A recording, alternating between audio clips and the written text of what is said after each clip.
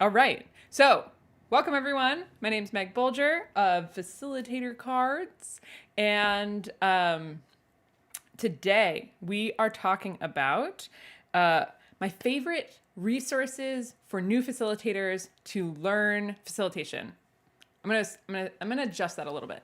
My favorite free tools for facilitators. So you don't have to be new in order to benefit from these. I think that a lot of us who facilitate learn facilitation trial by fire.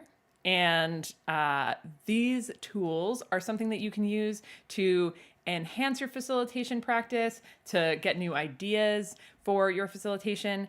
And and almost all of them are free or and we'll get into some like freemium and maybe some low budget places to learn as well, like some books. But yeah, that's what we're going to be jumping into today. If at any point you have questions, you want to throw those in the chat, or if you're watching this on the replay, feel free to ask comments below. I will reply to all of them. Okay, so let's get into it. All right, let's see. Ka-chow. All right. Okay. So we are going to talk about these three things today. We're going to talk about activity resources, places where you can learn facilitation activities or ideas for games or structures. We're going to talk about books and blogs, and then we're going to talk about YouTubes and podcasts where you can learn more about facilitation, get to know other facilitators, and that's what we're going to jump into. So we're going to start here by looking at some activity resources. So as you might imagine, at Facilitator Cards, we are big fans of activity structures and frameworks, and we think they're really powerful tools for facilitators to understand. When I was a new facilitator, the place that I learned activities and new ideas for how to structure my conversations, my ideation sessions, just for my workshops in general, was by going to other workshops. And I still think that that is a great place to learn activities, is to see other people facilitating live and be like, ooh, I like how they asked that question, or I really like how they put us into breakout rooms and we had this types of prompts or this type of framework before we came to the large group. I still think those are great places to learn. But there are also places that you can learn that are completely asynchronous, places that you can explore on your own, and places that you can get ideas for things you want to try out in your workshops, your sessions. So that's what I'm going to jump into and explore right now. So let's jump over to the first one, which is this thing called Liberating Structures. So Liberating Structures is a website that I was only told about 2 years ago, but that is a framework of activities that is used all across the world. And they're pretty interesting, and I'm going to kind of explore them with you today. So this is the Liberating Structures website. We will, of course, leave links below to all of the websites that we're going to visit today. And Liberating Structures are basically frameworks that you can use when you're running a workshop or a training, and they're pretty significant frameworks. And what I mean by that is that they often take take a good chunk of time, and they can also be things that almost could take up an entire session. So if you're familiar with Facilitator Cards, what I would say is that Liberating Structures are often like 2 to 5 facilitator cards kind of threaded together. And I'm just going to have us like look at some of my favorites. So Liberating Structures, they've got basically a bunch of different frameworks that you can kind of scroll through. And there's a couple of different ones I want to highlight. So let me just talk about a few. So one is this idea of 1, 2, 4, all. I think that this framework is really great for new facilitators and for seasoned facilitators, because it just slowly escalates who is participating and how risky is that participation. So the basic framework here is just that you're going to start with people as reflecting as individuals, then you're going to move them into pairs, then those pairs are going to form small groups, and then you're going to debrief with all of the people. And so this just tells you how to do that, how to like sequence it, and kind of what are the big things that they wanted to like make sure in this structure are there. So equal time and opportunity for everyone to present. There's face-to-face time, and kind of ideas for when you can use this. So if you're looking like, oh, man, I just want new ideas for how to facilitate people, and you're looking for kind of more robust ideas, Liberating Structures would be a great place to check out. I'll just highlight a couple of my other few so that if you are checking out Liberating Structures, you have some ideas of where to start. So let's see, we've got Wicked Questions. That's an interesting one. So actually, do I know this one off the top of my head? Okay, so the idea here is just that you're kind of dealing with paradox. So how is it that we are simultaneously? So the idea is like two opposite strategies are at play. So what I really love about this idea is just that you're trying to address a challenge in this kind of paradoxical fashion. So that's just like an interesting framework.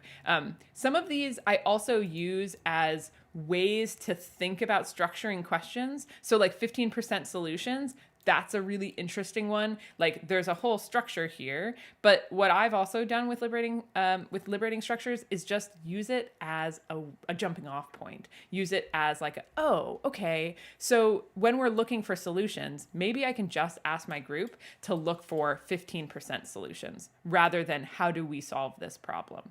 So as you're like clicking through, you'll just be able to read and see if there are ones that jump out to you. Wise Crowds is another one that I've seen a lot of people use. Conversation Cafe, World Cafe. Those are some other structures. But it's a really cool thing to like just to explore, and all of these are completely offered freely. And I see people offering like liberating structure workshops. I see them offering them online. So if you want to actually see someone facilitate liberating structures, then you could also Google that. There's some folks I follow on Instagram, which I can also link below, who sometimes run liberating structures workshops. So that might be another good way to explore that tool. Okay, liberating structures. That's all we're going to say about that one. Hope you have fun exploring. Let's hop over now to this site called Playmeo. So Playmeo is created by a friend of mine. Well, we became friends and I got connected to him after learning about this site. So Playmeo is basically my go-to place. Okay, so Playmeo is my go-to place for group games, icebreakers, team builder ideas. So it's a huge database of over 500 activities that I think are really great in those particular settings. Like you can definitely use them in other environments for debriefing, for brainstorming, but a lot of the reasons that I visit Playmeo is for group games, icebreakers, and kind of like team building challenges. So I'll show you Playmeo briefly over here. So one thing to know about Playmeo is that it is Playmeo is a freemium site. So there are free things that you can get off of Playmeo, and then there's also a subscription service to get access to all 500 activities. So let's go in here and we'll just look at the free activities for a moment. Okay, so that's loading up. So what's cool about Playmeo is that it'll give you ideas for different things. And let's actually see if we can even filter this more. It's kind of like looking for shoes on Zappos or something. You can kind of filter them. So let's see if we can do that. Can we do that for the free ones? Ooh, I don't think we can. This is going to search the whole database. Okay, so let's just look at the free ones here for a moment. Marshmallow challenge. I was telling somebody about this just last week. Okay, so Marshmallow Challenge, as they say, is a classic problem solving exercise for small teams. So it tells you it's a team building exercise. It's going to take 20 to 30 minutes. It's playful, all of this kind of little categories. And then it gives you this really lovely write up. So we've got resources, like things that you're going to need. So we've got spaghetti, string, masking tape, marshmallows. Already sounds like a fun activity to me. And then we've got step by step instructions. If there's a video tutorial, as you can see, people are building this marshmallow tower.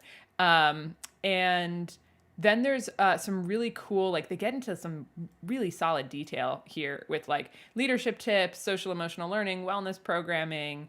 And then like, I really love this like useful framing ideas. So this is a way that you could kind of introduce the activity itself. And then they even give you tips for reflection. So these are kind of like, this is awesome. Like it gives you specific questions to ask in the reflection. So that is like a ton of information. Ideally, if you've never heard of the Marshmallow Challenge before visiting Playmeo, then after all this write-up or exploring even just some of this write-up, you'll be like, yep, okay, I know how to do it. I have ideas on when we could use it. Last week, I was telling a person that they could use like this idea of a marshmallow challenge as like a team builder with their group to see who can make the taller tower and of marshmallows. I was thinking marshmallows and toothpicks, but this one's with spaghetti.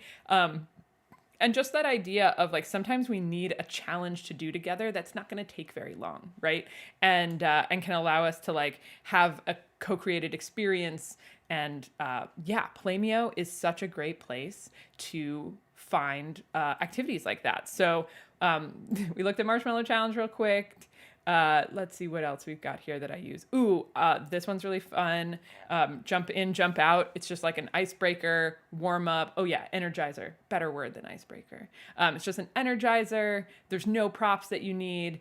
Like you've even got a video here that teaches you, that kind of shows you it in action. And this is Mark. Shout out to Mark Hollard. You're going to also get to experience Mark's really wonderful Australian accent if you check out Playmeo. And this is him showing you how it works.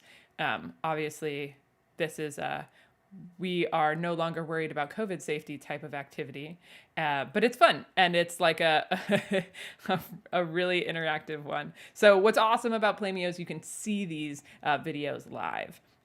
You can see them see the activities in action. So Playmeo is a really great place to explore new activities, especially if you're looking for that energizer team builder type.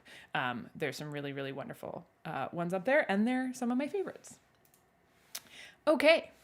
All right. Next thing in our activities list is we're going to, next thing in our activities list is we're going to briefly show you the virtual facilitator cards facilitation guide. So these cards were created and written before everything went online.